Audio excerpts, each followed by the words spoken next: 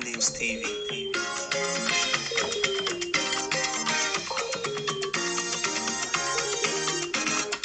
Tune in and watch Savannah News TV. We are live. Savannah News TV.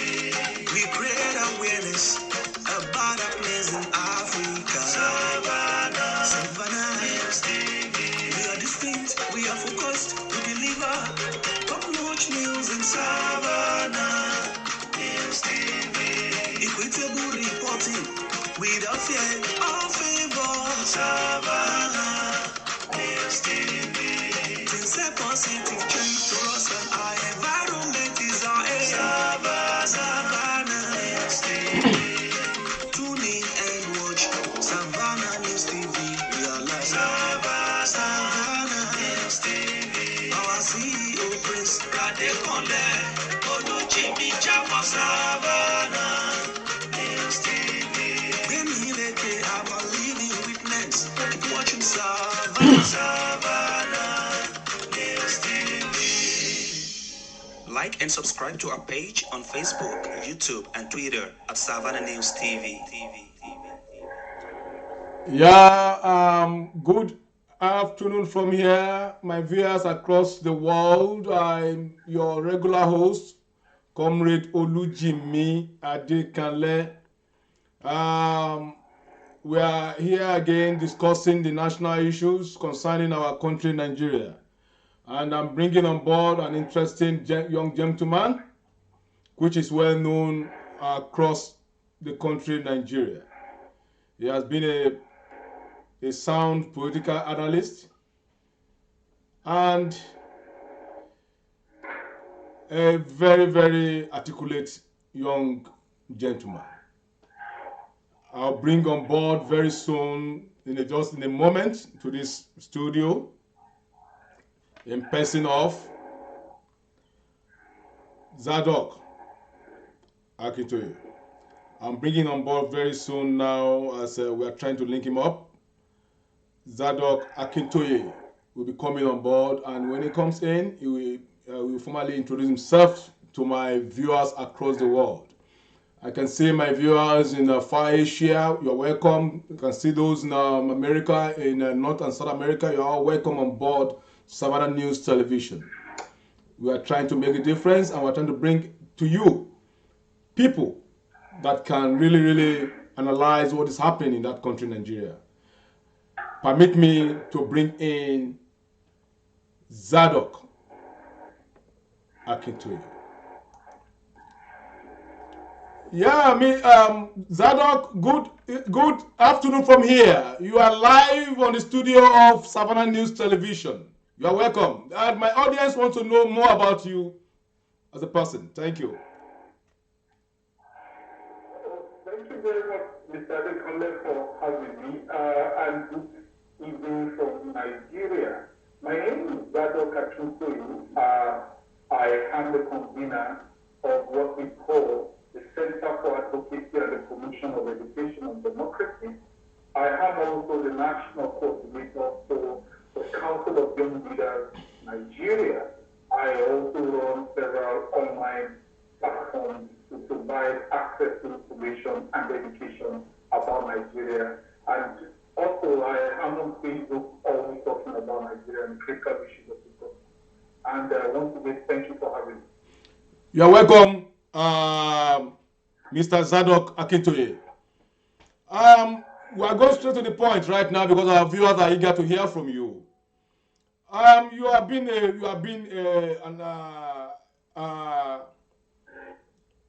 for quite some while now on media space in Nigeria. You have been analyzing the situation in Nigeria, and that's the reason why we wanted you. We have been hunting for you to come on this studio, this platform, to really throw more light on what is happening back home in Nigeria. We know you are a major player in Nigeria when it comes to to discuss some seminars, workshops across the country, because we know that being the executive director of Center for Advocacy and the Promotion of Education on Democracy, we are glad to have you here to educate us more about this government we're having in place today That is, I'm talking about the APC government of Buhari, and I want you to juxtapose it with the past government of PDP. Straight to the point. One, please, is Nigeria winning the war against the terrorists? That is just the first question to you, sir. It's really, I mean, it's not something I can give a definite answer to say that we are either winning or not winning the war. But in the last couple of years, the security situation in the country has come to a very deplorable state, likely within the last 10 years. And we've had what I would call the acculturation or the assimilation of these negative cultures into the Nigerian culture.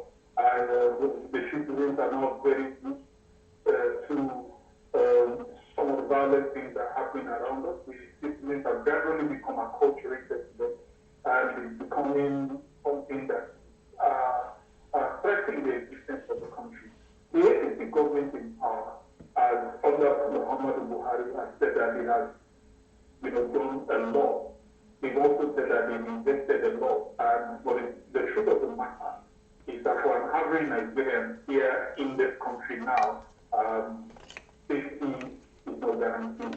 I would say that over time, because of the complexity of why we are here today, but I would say that over time we've not done enough because we've tackled these issues as a war rather than as dealing with the growing culture of joblessness, of hopelessness within the Nigerian system. The federal government has funded a lot of security tools that are used in waging this war, rather than funding the development of the human capital within the Nigerian state. I have said on several forums that the issue of banditry, Boko Haram, insecurity in the country cannot be tackled without the northern elites, and including the president himself, dealing with the culture that has created this crisis. For instance, we need to go back to the culture of our Nigerians that we are used to in the north. I mean the culture that creates hopelessness in young citizens, in young Nigerians, who then grew up without hope in a system like this and have very few choices outside of banditry, violence, and things like that. So I would say that in terms of dealing with it, with buying equipment and shooting some people down, the country seems to have focused to have achieved some successes. At least we've not allowed the warfare to expand beyond certain areas in the northeastern part of the country. But in dealing with the true causes of this problem, the country has not fared well. Because the causes of the problem are not the obvious acts of banditry by adult Nigerians. But the fact that there's a flow, there's a stream of Nigerians that are being created without hope, without jobs, without the necessary values that are needed for the development of the nation being built. And that's why I still go back to the Nigerian system. In the southwestern part of the country, there is a growing trend of a more dangerous kind of security or of insecurity. And that is the fact that within the southwestern part of the country, we find issues of criminality becoming a norm. The Yahoo plot system, the advanced fraud system has become almost something we live with. And so you have that in the southwestern part of the country.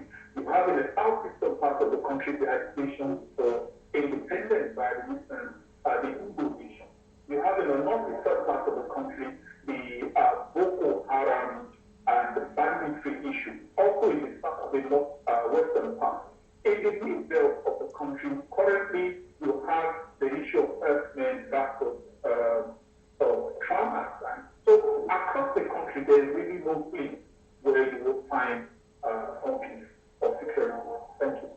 Yeah, thank you. Why we threw this question to you was because if you remember vividly when the APC were campaigning to take over power, their main tool was that was that the PDP-led government, the Jonathan-led government, they were nonchalant about fighting the Boko Haram in the northeast now, but they promised Nigerians that within 90 days the issue of Boko Haram will be a thing of the past.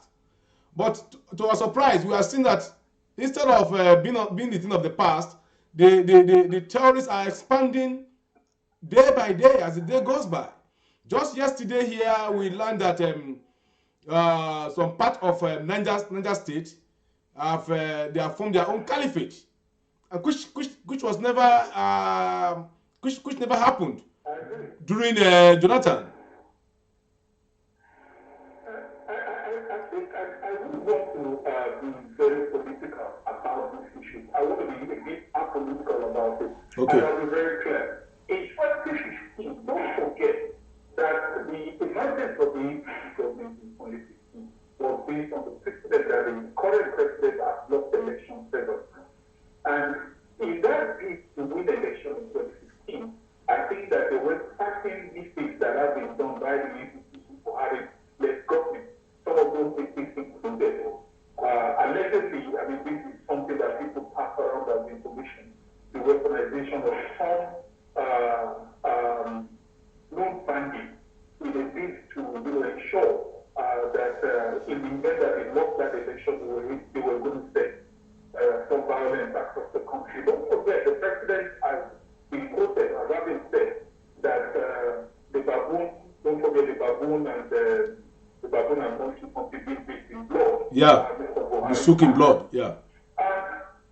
You know, the services that the APC government needs that they were going to deal with the Boko Haram issue must have been based either on ignorance of the current of the situation, the security situation in the country at that time, or it was based on a pre-knowledge that they could, you know, probably take out some of the state-funded or the party-funded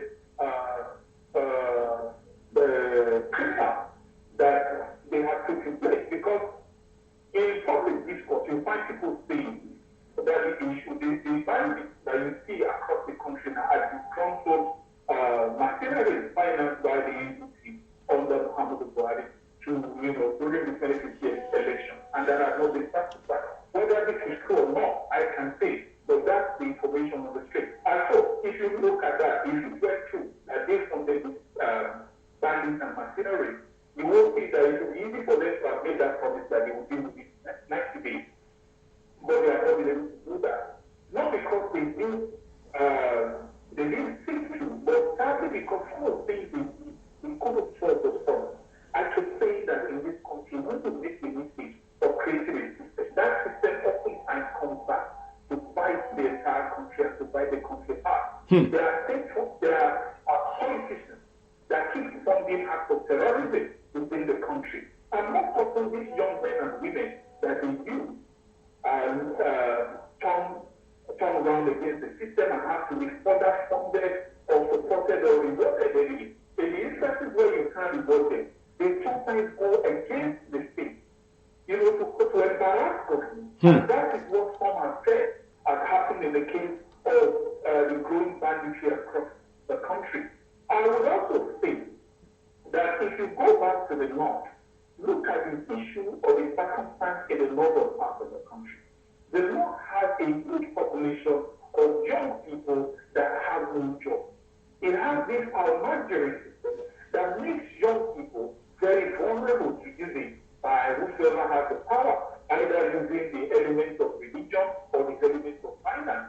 And in the previous to the 2015 election, you find extreme acts by the current holders of power to subvert the electoral process. You find massive registration of underage people against the law. You find for those who have done this, who have funded of direct registration of Nigerians in the law into the electoral system, it shouldn't be, you know, something we would just wish away to accuse them also of having funded some militancy to ensure that they were able to get power. If you look also at the tension that was in Nigeria prior to the 2015 election, and the decision of the former President Jonathan to compete, well, because he said something that his aspiration for power at that time was not worth the blood of any Nigerian. And I think that statement he made, I've not quoted him correctly, but that's in the context of what he said and making this decision. That there probably was information available to show that the country would have gone into war in the event that the APC committee was not given power. If you look at the intensity of the campaign against Jonathan at that time, the wickedness, the maliciousness of the information dissemination of the current holders of government against that government, you won't understand why we seem to be in a state of war. Because they still want to have the able to separate the fact that they won that election from the war of winning that election. They are in power now, yet they are still in that state of, using information to destroy the system for their benefit. And I'm not being political about it. I live in this country. I've lived all my life in this country. I've never traveled out of this country. And I will tell you that the political elites in this country are probably some of the most dangerous sets of humans that you will ever find in any interest. Their personal interest overrides national interest. The personal interest in winning elections overrides any interest of the people, either in the securing of the life of the people or in the providing of access to resources to the people of the country. So you see, we are in a cul-de-sac. We are in the product of the error created by our leaders, the political leaders, the political elites in this country. That's why they keep backing us around. And that's why I'm trying not to be either in support of the APC or against the APC, or in support of the PDP or against the PDP. I just want to be very fair as a Nigerian. Just yesterday, a young child was kidnapped here in Akure, in Ondo State. Yeah, we had that. It was serious. That young child happened to be the last daughter of a friend of mine. Of a business associate. And the mother is grieving at the moment, and the young girl is just 3 years old, the last child of that family. And if you look at the way in which she was kidnapped, it portends great danger for even the existence of the rest of us. Because for people to be able to come to your house, these are not the elite of society. These are average, lower middle income earners. The woman herself is a secretariat. I mean, there was nothing about them that should, make them susceptible to such an attack. But then, as an ordinary citizen, people are just coming to their house, pick their daughter, and they are demanding a ransom of 20 million naira. And we keep asking, where is security? In a country where the elite is power, have access to more policemen. If you look at the security which is deployed for the protection of VIPs and the elite in the country, there is no way an ordinary Nigerian can ever be secure. And so I would say that we are fighting a battle against the insecurity in the country, while also making sure that the larger bulk of security officers available to the country is deployed to the protection of VIPs. Yep. When we say that we are being hypocritical about the fight against insecurity, so, it's just a crazy environment. You only need to live in Nigeria, to be a Nigerian living here, having all your investment here, to really understand the danger that we face on a daily basis. Nigeria at the moment is not secure. And so when the government in power is not true to itself by telling Nigerians that the situation at hand has become worse, or by looking at systems that are creating this insecurity, systems for instance in the north, the Nigerian system is a core supply chain for militants in the north. These young children from as little as 3 years old are forced to be on the streets to beg, to feed themselves, and these children are going to grow up into adults and young adults. When they become young adults, they lack the skills, they lack the skills for economic empowerment, they lack social skills, they lack social integration skills. As a matter of fact, most of them lack the simple act of human empathy, feeling what another person does.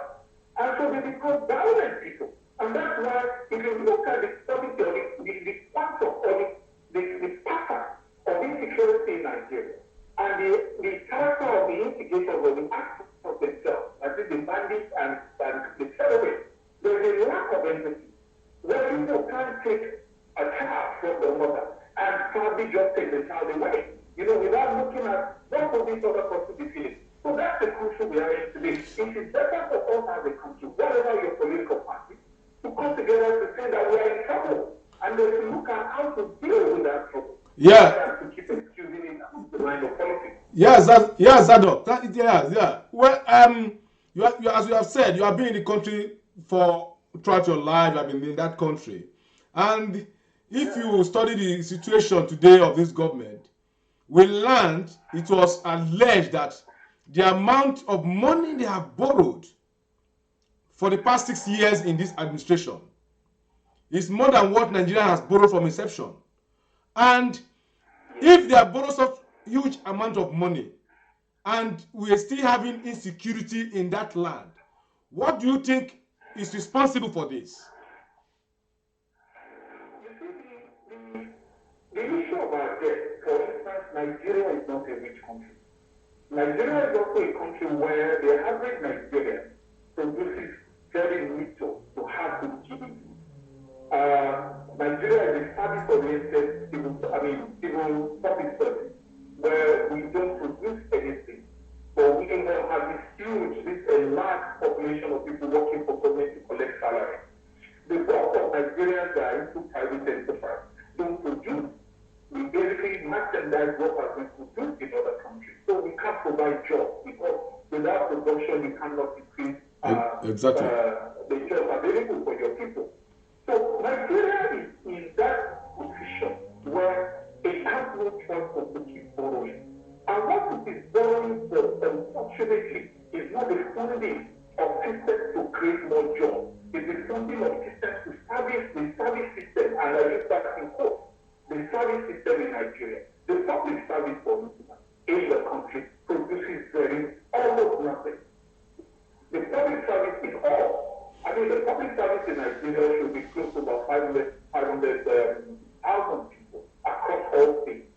And that the public services are about 60, between 30 and 60% of the expenses of the expenditure of government activity. Each state, for instance, it has a huge public service. And the bulk of whatever is read, either as allocation from the federal office or as taxes, has to be used in paying the salaries of those individuals in the public service. Now, the question to ask is, what exactly do we produce as citizens? If you don't produce anything, yet you have to be paid for the services you render. And services are ephemeral, you can't put value to them. Oftentimes, you can't even put character to them. You can't say this is the service I've rendered, this is the product. You understand? So we are going to create a consumer economy, and that's what we have in the country at the moment. A consumer economy. We don't produce anything. That's why an average Nigerian is probably at about 10 to 12% of productivity. Because the bulk of what you see as commercial as commodity trading is produced abroad. For those of us that are local producers, as you well know, I'm also into fish market. For those of us that are into local production, we are practically closing shop because inflation is taking everything. You understand? So it's better for an average Nigerian to receive, to look for something that has been produced that the people have no choice to buy, and then the middle. Actually, we have a middleman consumer economy where we take what we produce abroad, where jobs have been provided for the people, and then we sell it to ourselves, while also having to sell because they are imported at a just price. So there is no option.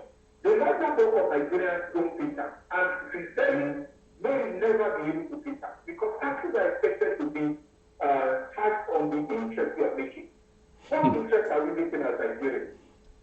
For those of us in fish production, for instance, whatever you are producing now is almost without profit because you need to deal with inflation. Inflation has increased the cost of production of your goods and services by as much as 100% in some places. For me, just about 6 years ago or 5 years ago, a bag of fish feed was about 4,500. Now we buy the same for about 8,500. And unfortunately, the consumer do not have the buying power to be able to buy at double the price you were selling a few years ago. No. So while you are even selling at some nominal increase, now you are selling at no profit. And if you are selling at no profit, government is still going to tax that no profit because there's no data to show that you are actually selling at a loss. Government looks at the value of what you have sold. You have sold 500,000, we take tax from it. How do you pay tax from something that inflation has already killed?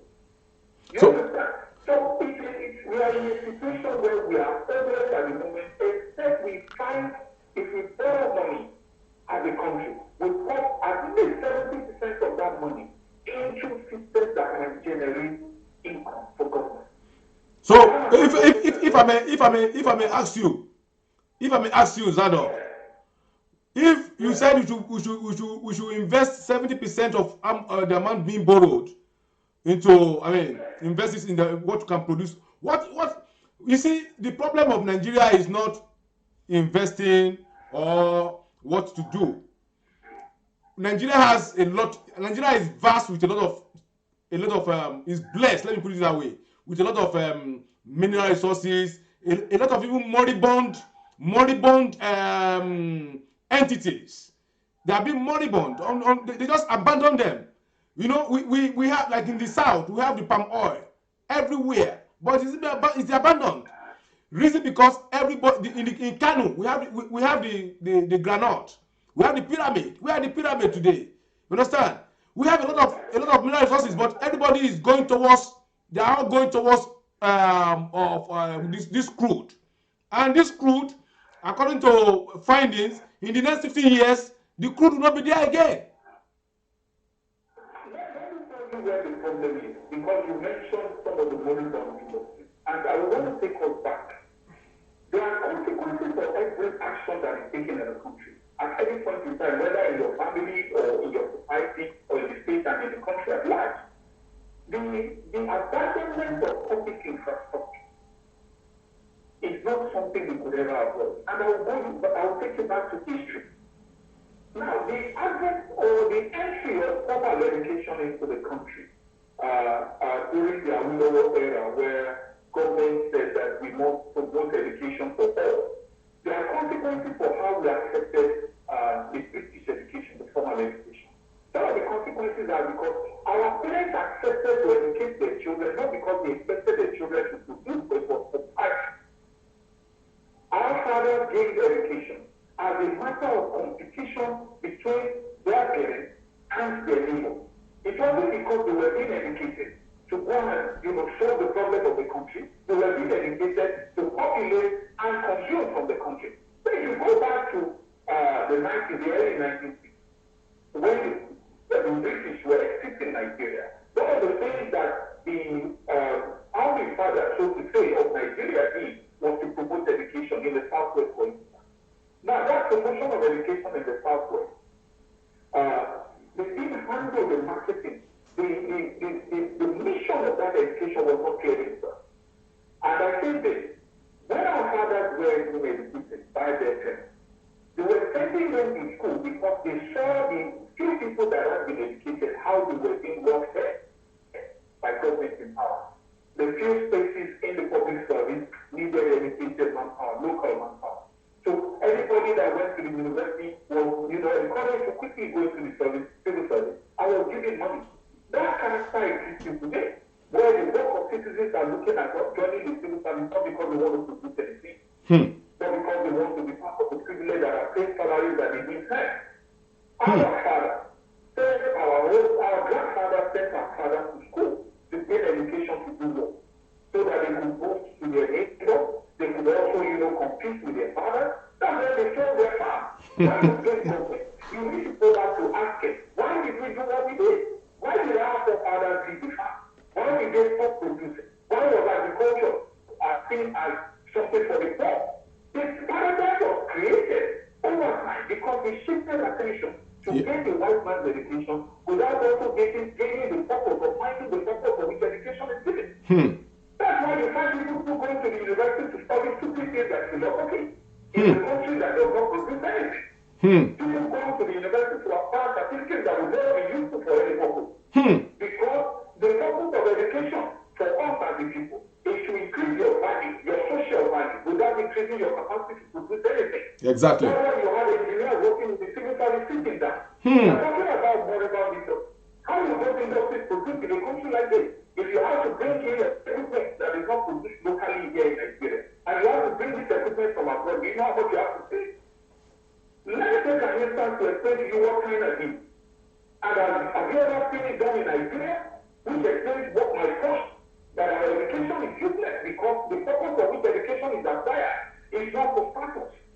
in your production. In China began to produce cars. What did they do? They went abroad, sent people abroad to gain the education. And then they localized the knowledge in them in their own country. They will bring cars from China and they do what we call reverse engineering. They fix the system and look at how do we fabricate locally cars that can replicate what the other countries have already done. And that's why they are where they are today. Tell me any place in Nigeria where there is a government for reverse engineering of anything. We import everything we consume in this country. Annually, we import more than 1 million tricycles. Not knowing government has looked at it and said that why don't we buy a new tricycle? Let's break them down. Spend more government money in importing the parts to fabricate this thing. And then get our local engineers to fabricate it. A tricycle costs as much as 600,000 naira in Nigeria at the moment. Do you know what it means if we have to spend locally made money to go to China to buy those tricycles? For every dollar that we buy, that you have to spend over there, you will need at least 560 Nigerian naira. So that keeps putting pressure on our local economy. Because for every American, you need 600 Nigerian for every American to live. For every American to be given a job, for every Chinese to be given a job, you need 600 Nigerians to die. Lose their own source of income. So these are the things to tackle. It's not so much as saying, the industries are the why did you abandon them? There's no value in those industries because the purposes for which we created engineers were not to create engineers to solve our engineering problems. We were to create engineers to solve our social status problems. That's why today you are not questioning the fact that the majority of Nigerians will organize huge, expensive parties that have no purpose for anybody. That's why today we spend a huge amount of money on nothing that is productive. We spend it on consumption. We consume so much. Every single servant is a consumer. Only very few of them are doing anything to add to the GDP of the country. So why would you abandon public infrastructure? Why would you abandon public industry? The people that are deployed to those industries, are they deployed to those industries because they want to solve the problem of Nigeria or to create a social class for them? You have an engineer sitting in the Ministry of War, sitting at tables doing nothing. As a matter of fact, sometimes they cut the road and it is worse than the road. And you ask, did these people go to school? That's the kind of country we are. We're a country where the purpose of any object or any substance or any system is not understood. Majority of Nigerians that are educated not because they are thinking of adding value to society. They are educated because they want to be socially accepted. That's why somebody will go to a bachelor's degree and be glad to say, I am educated, but not doing anything. Production. Another Nigerian says that food prices are going high. Yet people buy their houses and concrete before without planting the seed. I keep asking the question, how many Nigerians have planted anything? How many Nigerians are producing anything? Government still does not understand that the value of a country is dependent largely on the value of the citizens. The value of a country is not the amount of money we have saved up abroad. It is how wealthy the average Nigerian is. So exactly. So, as it is like in a cul-de-sac, where the people create their own problem. The people put into power, into the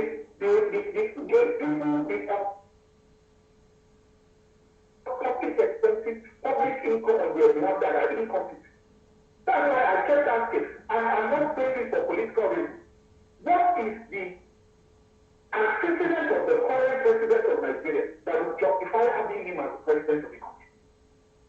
What country, I mean, he was a military man. He became a military president through a coup. Anybody who is in the military will have the right, the power.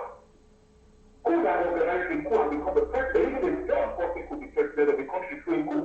You are correct. We created the capacity of intelligence. You are correct. But Nigeria decided that a man that does not have any antecedent of having made any company work, he does not have a company, he has not run any enterprise, he has traded only on government patronage all his life, he's been paid while he was a military man, he was vetted when he was a military head of state, after being military head of state, he's still on the pension, and now pension is being funded by state. He has all the job he has ever done in life has been by appointment. He has not created a business. And then you give that person the right to administer the wealth of the country on behalf of everybody. And then you are complaining that the country is not good doing well. Would you employ a teacher who does not go to school to teach your children? His capital, no, I won't. I won't employ such person. It's about responsibility. We are in a country where you just assume that things will work without doing anything. You just assume that life will be better for the people without the people doing anything. Yeah. Complaining that the price of what are we doing? Are we producing? When there is a surplus of food, will there be a decrease in prices? Yeah, Zadok. Yeah,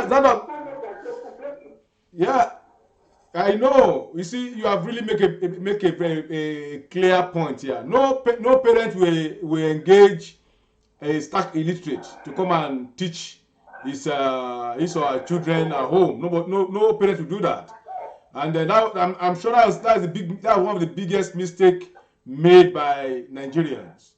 You know, antecedents, past records should speak for anybody that is vying to become the head of a country like Nigeria.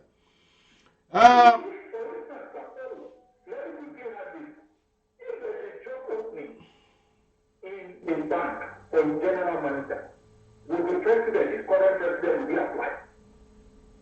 Can he apply? He cannot. He doesn't have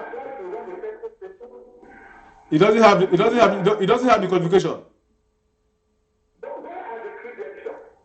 Where is the antecedent? Where is the track record of experience that will justify appointing him as the general manager of even a community bank? You have been an entire country because people say that people, Nigerians are so attached with sentiment. Running a country needs somebody who is competent, who has shown track record, who understands what the people feel. Not somebody who comes from the very top of the society without having gone through anything. A president that became a general without passing through the ranks.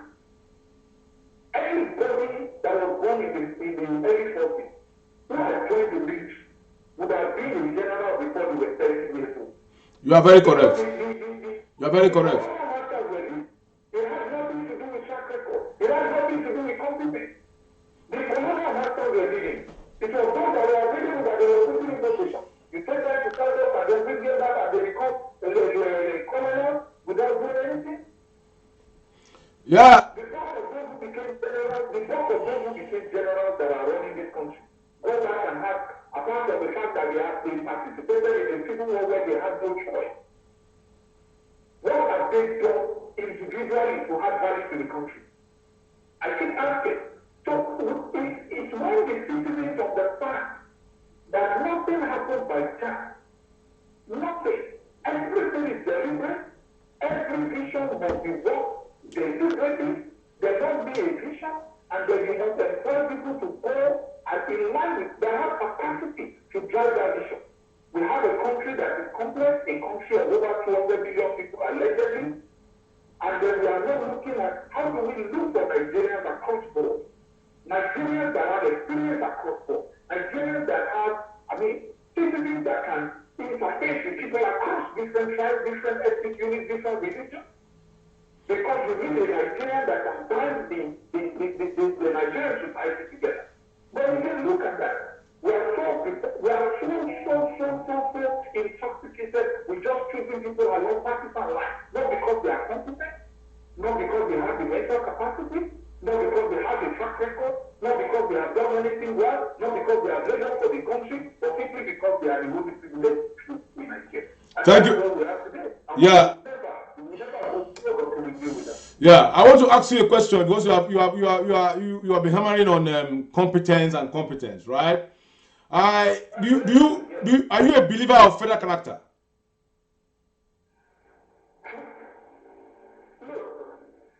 Federal character was to create inclusion for the disadvantaged. Federal character is needless in the competitive environment. As a matter of fact, if you have to keep using federal character to determine who get what? The investors in their local government will get the opportunity to rule over the intelligence and the genius because of federal character. If you look at the examples that have been shown in the admission of students into public institutions, some parts of the country feel that they don't need to be educated. But because we are trying to carry everybody along, you create space for them. Even if you go to scripture, if you go to the Bible for those who are Christians, you will remember that the parable of the talents as taught by the Lord Jesus Christ said very clearly that the man that did not produce anything with what he was given was not given an excuse. They didn't say because they didn't have anything, they should give him a second time. Society will be compensating. It's a war of the fittest. So Zadok, going by what you are saying right now, what is your take on the issue of, for instance, like admission into universities? They have different cutoff marks of getting to university. An indigene of Jigawa State now, they have some certain points. Why an indigene of Ondo State or Osun State, we have another certain point of getting to the university? And these are the same people. For instance, let's take this scenario: a man from Jigawa State that does not have any, a cutoff point. All right, maybe for instance now he had 100 and he was admitted into Usman Fodio University, right? And I have a brother who is from Ondo State that has about 200 and something, but he was not admitted. You could not get admission into University of Ife or any other university. So that is what we are tailoring our listening to. How do you? Is it fair? Is it democratic? Is it fair? No. Look, let me teach you something, sir. In nature does not give excuses for the weak. The nation we are living now is called Canada. Canada knew that they had to survive by all means. That's why it's where it is today. Yeah. The Canadians don't want to be taken as slaves. Competition is the cause for development. Nigeria excuses incompetence. Because we are one Nigeria, you have to excuse the man in Sokoto who decides to marry 4 wives and have 20 children without training them. And Nigeria must create an avenue, to accommodate the stupidity. Somebody decides that doesn't like education, but Nigeria says that you must give him room to also get a university education. A university in Canada, in America, would you admit somebody to the university that has not proven that is capable? No, it's not possible. We say that we must carry everybody along. Why should we carry everybody along? Why? People must be allowed to compete. What is the first law of nature? It's the law of survival. It is God that created all of us. It is the same God that said that we must compete to survive. It is the same God that created the system where if you don't work, you don't eat. If you don't move forward, you don't go anywhere. There is no way that this God has ever created room for lazy people. So we cannot run a system where you kill somebody, you excuse somebody's desire not to be educated by saying you should give him a dollar cut-off mark into a university. While as one Nigeria, we have Nigerians that are academically intelligent, that are intellectually qualified to be doing those things, but you won't give them because you want to carry somebody along. There are many directors in the federal ministry, in the military, across every structure in this country that are absolutely incompetent, that don't have the cerebral capacity to manage even a toilet that are managing the Nigerian nation. But we are doing things. Somebody brings somebody from somewhere, and because there's a quota given to their community, they look for the best educated. And oftentimes the best educated is not even among the top 1,000 in another locality. They give him the state. Because of quota system and federal character, they keep making space for him under the excuse that we are one Nigeria. There is no way that a country is run the way they run Nigeria. No way. Yeah, there's no way, because let me tell you, I hope you are aware that students that went to that get admission into the university in some northern states of Nigeria, like going for medicine, going for pharmacy, they without even the required cut off point. But the moment they get to the university, they were being given thousands of naira every month as encouragement. While our own students, our own brothers and sisters down south were on their own. How do you suppose this? It's not fair. It's not fair. If we say that we are one Nigeria, then the Nigerian system must run across all regions without bias. But we know that we are not one Nigeria. Assuming we were in different countries, it would be right for the North to do what they are doing. They can decide to set an abysmal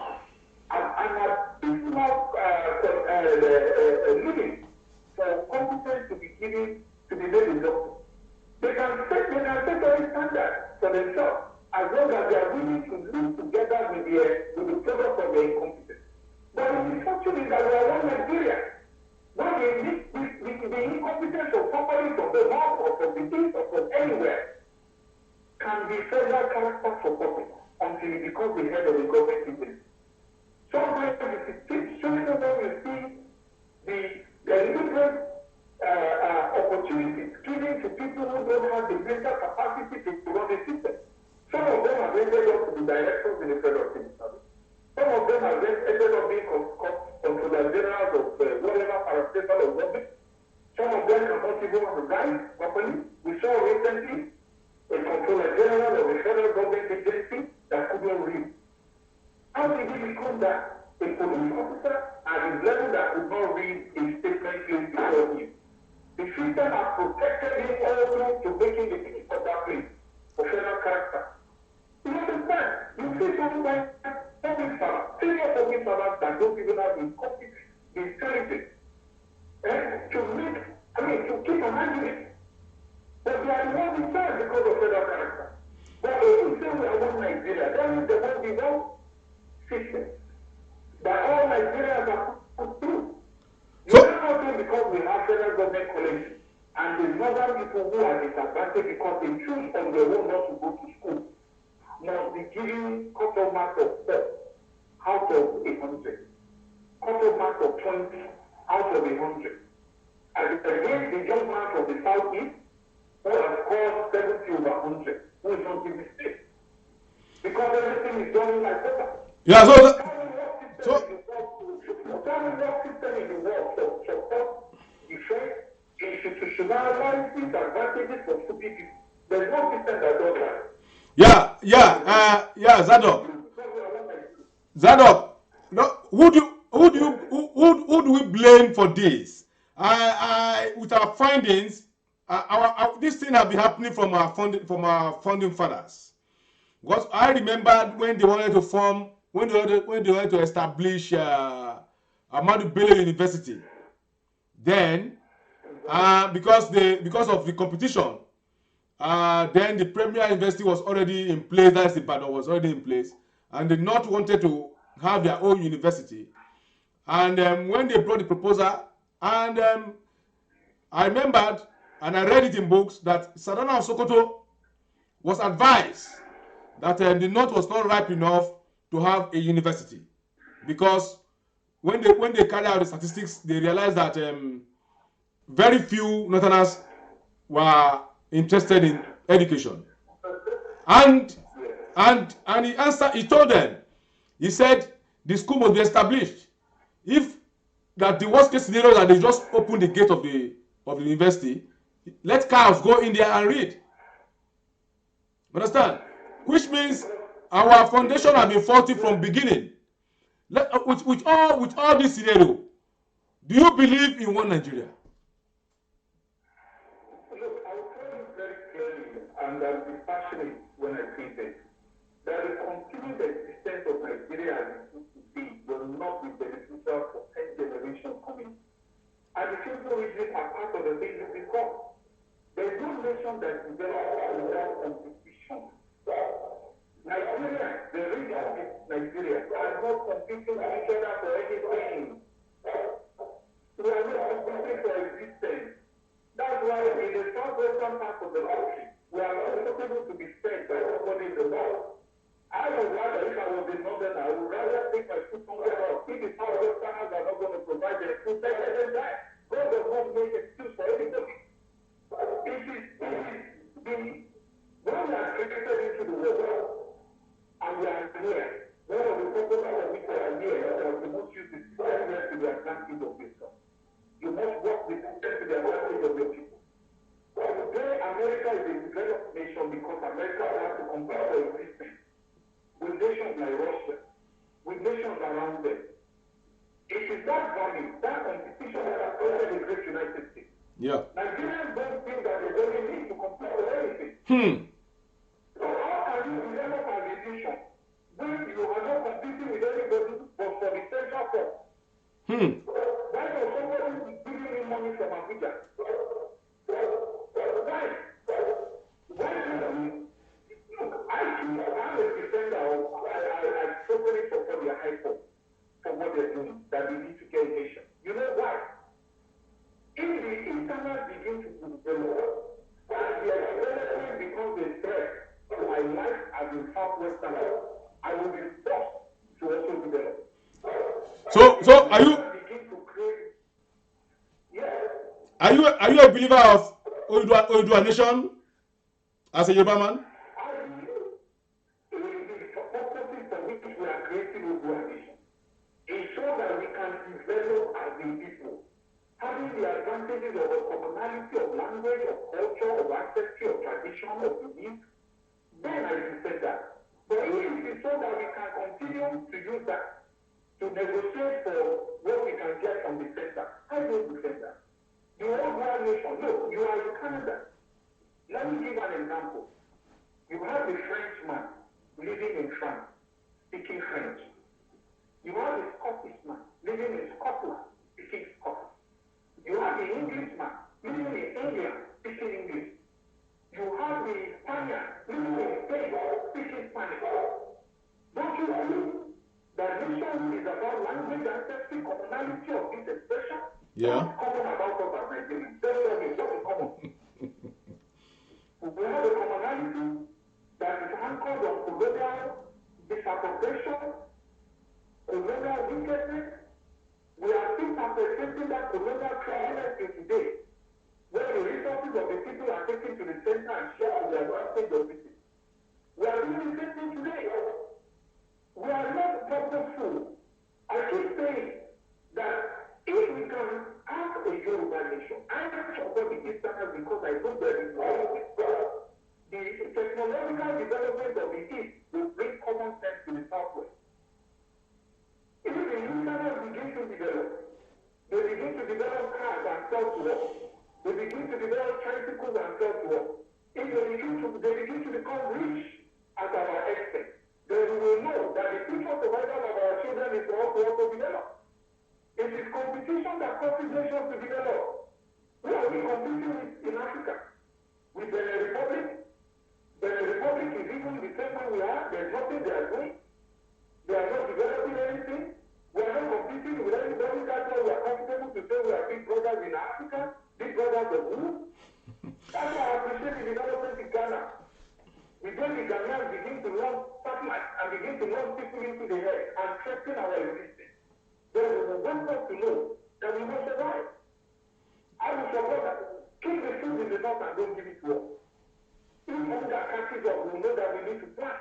There is no nation anywhere in the world where the feeding of the people is left to others. Where the security of the people is left to others. Where the future of the people is left to others. Where the technological development of the people is left to others. Look at what China is doing. Look at what India is doing. This nation we are on paper with us, but because of our stupidity as a nation where we say that we must defend a Nigeria that is illegal, a Nigeria that is unjust. We are here today suffering. Our children are suffering. We provide our own power. We are not competing with anybody. China is gone. China now produce cars and bring to us.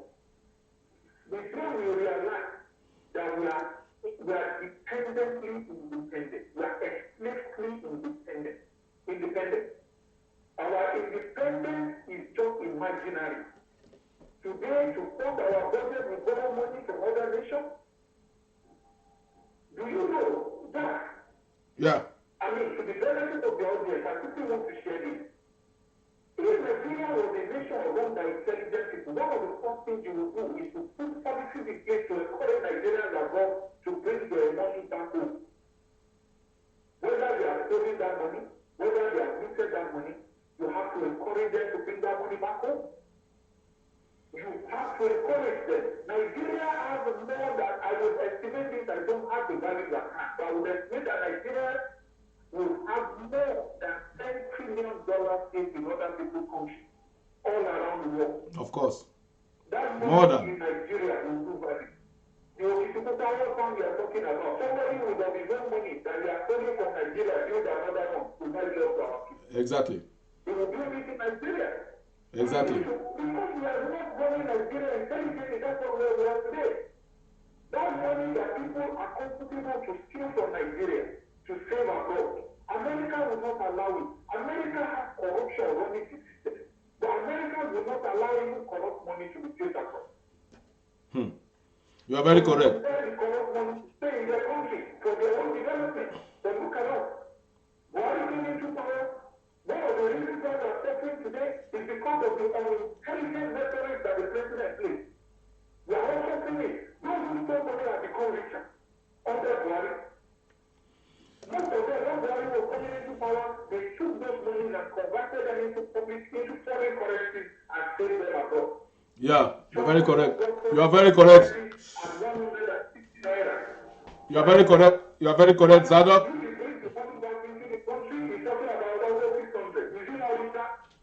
Yeah.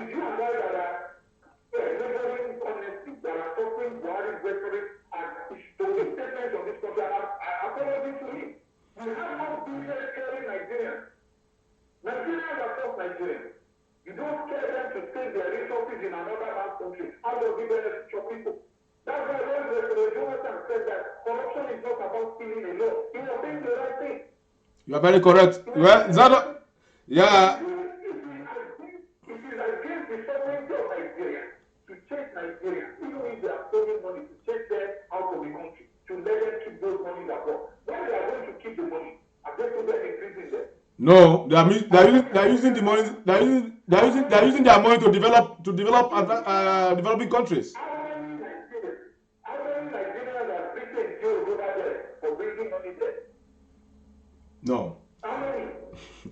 Well, Comrade Zadok Akintoye, thank you very much for your time with us in this studio. We have been talking with Zadok Akintoye, the convener, What is Democracy, WID, the coordinator of the Council of Young Leaders Nigeria, and he is the executive director, Center for Advocacy and the Promotion of Education on Democracy. Well, we thank you for your time. Our time is up for this segment. We have been talking with Zadok Akintoye from Nigeria, in Ondo State, Akure State Capital. He has been he is a social commentator, and you can agree with me that for the past 45 minutes he has really marshaled his point on how we can function as a nation. He said never believe in one Nigeria. If other agitators can toe the line of equity. And we thank you, Zadok. You can still join us on our page as we still continue. Thank you very much. Thank you very much for having me. I do want to appreciate you for the opportunity, and I want to quickly say that I believe that every Nigerian should be given good opportunity, but it must be competitive. It must be competed for. It must not be on the platform. Thank you. Thank you very much. Zadok, you can join us on our page. We are still continuing with the program. Thank you. Yeah, gentlemen and ladies, we just have a section with Zadok Akintoye, a public affairs analyst. He has marshaled his point very well, and he has said it. Federal character is one of our major problems in Nigeria. I don't believe in federal character. If you are good, you are good. Why must you pamper you to dispamper me? If I may use that language. Why must you pamper you? Because you came from certain part of the country, you have to be pampered. That's the bane of our society. And when they pamper these people, they are being pushed. They will be pushed to a place where they will be at the helm of affairs. How do you expect such people to perform? That's our bane of the bane of our problem in Nigeria. Equity. We lack equity. You said you are talking of a cutoff point for JAMB. You will segregate it. The one that we use in Zamfara is different than the one they will use in Oyo State. The one they will use in Kebbi is different from the one they will use in Ondo State. Whilst in the same country, we're in the same country for goodness sake.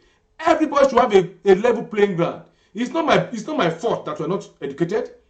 It's not my fault that you don't have knowledge. It's not my fault. As a human being, but they should give even the issue of federal character is a big fraud.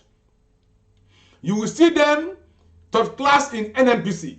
You will see them in CBN because they came in through federal character at the detriment of other intelligent Nigerians that are supposed to put the country in the right perspectives. If Mr. A that is from Ogun State that has a cutoff point that has maybe 240, for instance, to enter a university, maybe the cutoff point is about 245. Because of 5 points, the young lad could not enter the university. Meanwhile, another Sule in Zamfara that has 120 is admitted into the university. And the guy that had 240 that could not enter university in Ogun State is still there languishing. The Sule that has 140 or 120 marks has entered Usman Danfodio University. He has finished. He has joined the civil service, became a director, coming to rule the country. So tell me, how will that country survive? That is the problem we are facing. We are not on the same pedestal. How can you say federal character? How can you say because the social state is that they are not they don't know book? Let me use that language. They don't know book. They should have their own separate cutoff point.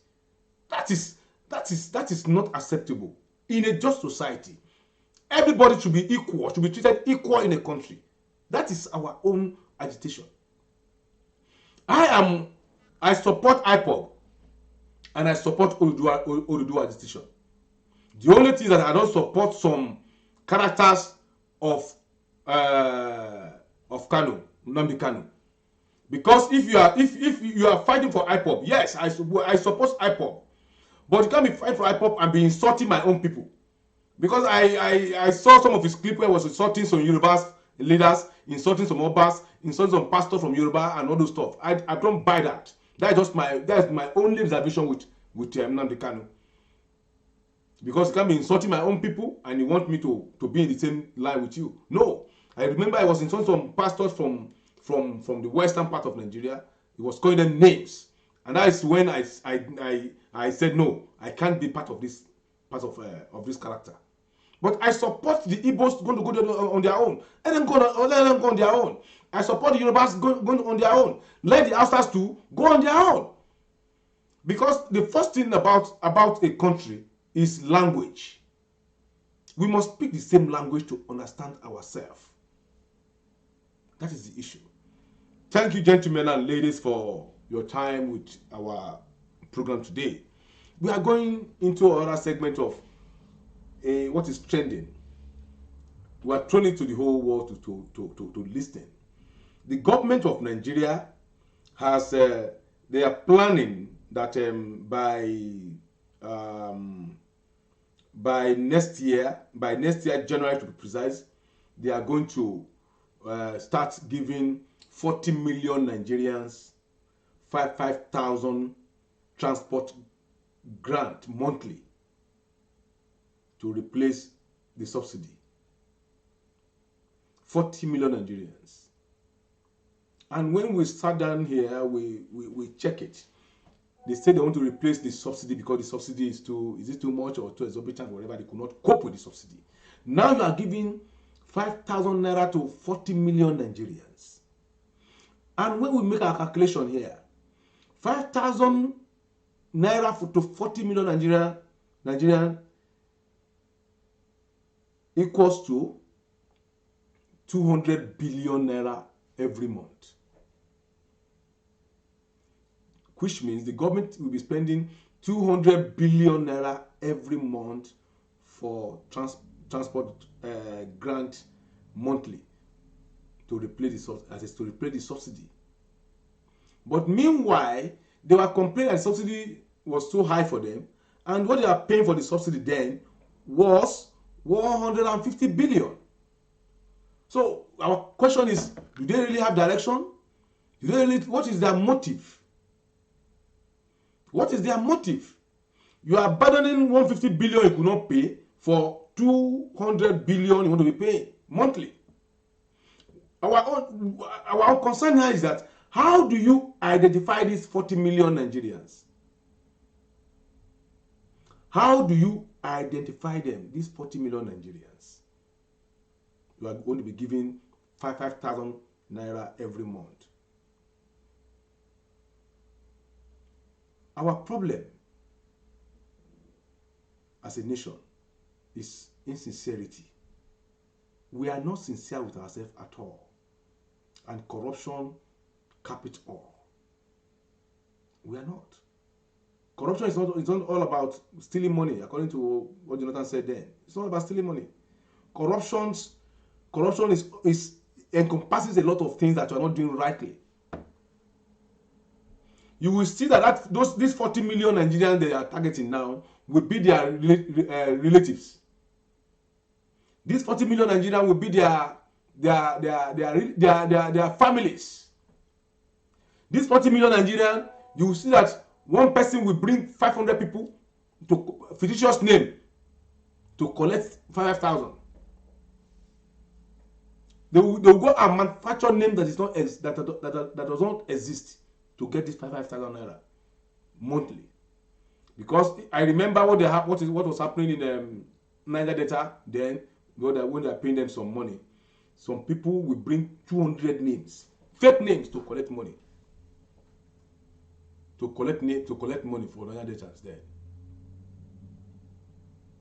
That is the money the federal government was paying the militants or whatever then. Only one person collects 200 for 200 heads, fake names. And that is what will happen in this 40 million. I can assure you, these 40 million target Nigerians, I can assure you 10 million of these names will be fake. 10 millions of this name will be fake. I can assure you that. Insincerity, corruption. That is the reason why things can never work in that country. Until we have a clean slate of leaders that are wanting to work holistically, we will not make headway. No matter the policy in place, without sincerity, it can't work. You are giving 40 million Nigerians, you are giving them 5,000. I can assure you, only one person will bring 200 names that are not existing to collect money. So it's an avenue for them to loot the treasury again with that policy. May God help us in that country. May God help us in that country. I never believe in one Nigeria. Because if I'm in a country where I cannot be treated equally as others, as one nation, under one constitution, then why are we existing as one? We are bringing to you what is happening live again about the issue of kidnapping and all those stuff still going on in Nigeria. One just happened not quite long, yesterday to be precise. It has been continued for days now. In one particular place, they have been kidnapping, and they are still kidnapping. This happened in this thing is always happening between Kaduna and Abuja Road Highway. They have been kidnapping in that road for the past 4 days on a daily basis. For the past 4 days on a daily basis. I bring to you the clip now. Oh my God.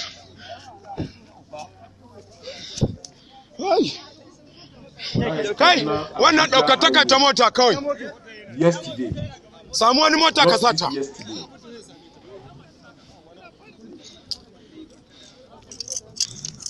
Just yesterday, Wednesday, 24th of November 2021. That's what is happening right now. It happened there on Monday on that same road. It happened there on Tuesday on that same road. And it happened there yesterday again on Wednesday on that same road. Where are our security agents? Ya Rasulullah. Ya Rasulullah. A yanzu soja ya yadda mashin in sha ruga. Amma ba ruga ba.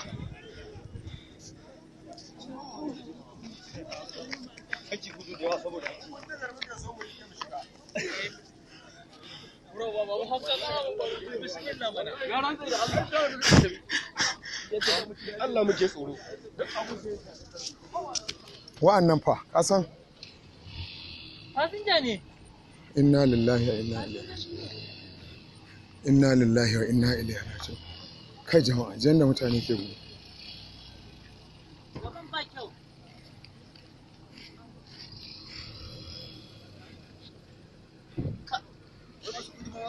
Najeriya ta lalace. Wani irin guduwa?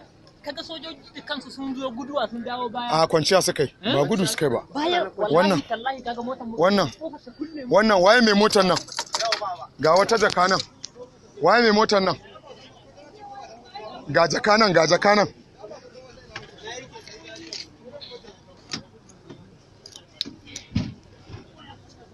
Ina za a dora? Wani? Ai ba a sani a nan aka gani. Eh? A bata a gurin? To. Kaga ga takalmi ga zane ga sunan duka na mutane ne. To. Ina guduwa kowa zai iya dawowa. Inna lillahi wa inna ilaihi. Ba network. Ba network. Ba kira. Ba kira. Sun sojojin ma Allah ya sa suna cikin asibitin doka din nan. Suna nan sun taru.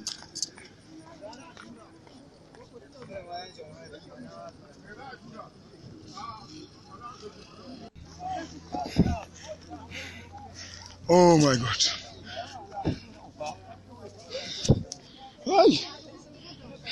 Kai, wannan ɗaukataka. As you can see, the video clip just shown, you can see that that country has lost focus when it comes to security situation. That same road, there was kidnapping in that same road, Kaduna Abuja Highway on Monday. There was kidnapping on Tuesday, and there was kidnapping yesterday, Wednesday. That clip you just watched was what happened yesterday on Wednesday. And the question is, the country is borrowing money every month from every avenue. What are these monies meant for? Security should be the topmost priority of any serious government. What are these monies meant for? Nobody can travel on a broad daylight any longer. Even in your homes, they'll come and pick you up. So why is the government still existing there? It's unfortunate. As you can see, video doesn't lie, and and as I said earlier, we'll be bringing to you as it's all unfolds in Nigeria. We'll bring it to you as it unfolds without window dressing. We give it to you raw as it is. The government of Buhari have lost track. The government has lost track. APC government has lost track. That is just the truth. The subsidy they use in campaigning against Jonathan is what they are embracing now. The Boko Haram war, the campaign against PDP government, they have failed woefully. More. Today, Canadian dollar is going for $450 naira to a Canadian dollar. In 2018, when we stepped into this country, the dollar was going for 225. Within the space of 3 years, it has doubled.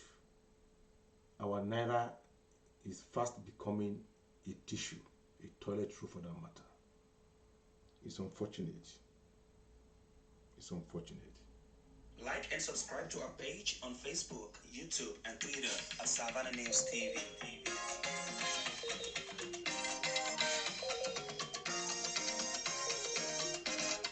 Tune in and watch Savannah News TV. We are live. Savannah News TV. We create awareness about happiness in Africa. Savannah News TV. We are distinct, we are focused, we deliver top-notch news in Savannah News TV. Equitable reporting without fear or favor. Savannah News TV. It's a positive change for us and our environment is our aim. Savannah News TV. Tune in and watch Savannah News TV. We are live. Savannah News TV. Our CEO Prince Radekonde Oluchimi Chapa. Savannah News TV. Remileke, I'm a living witness. Keep watching Savannah News TV. Like and subscribe to our page on Facebook, YouTube, and Twitter at Savannah News TV. Thank you very much, viewers across the world. We have come to the end of this program for today. See you tomorrow. From Savannah News Television, I remain your host, Olujimi Adekanle Lijoka, aka Jav of the Universe. Thank you and God bless. Bye.